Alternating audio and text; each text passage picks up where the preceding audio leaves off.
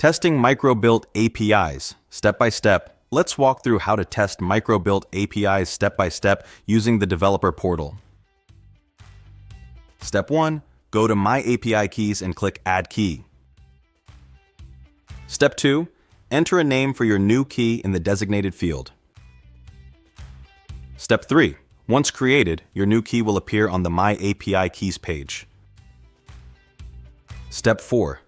Next, go to the APIs page using the top navigation, choose an API subcategory like Application Verification, and click Technical Specs. Step 5. Click the Authorize button to begin authentication. Step 6. In the pop-up window, select your API key and click Authorize. Step 7.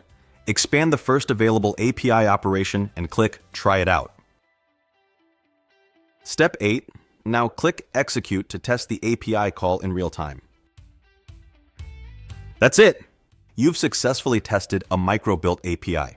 Explore more endpoints and start building with confidence.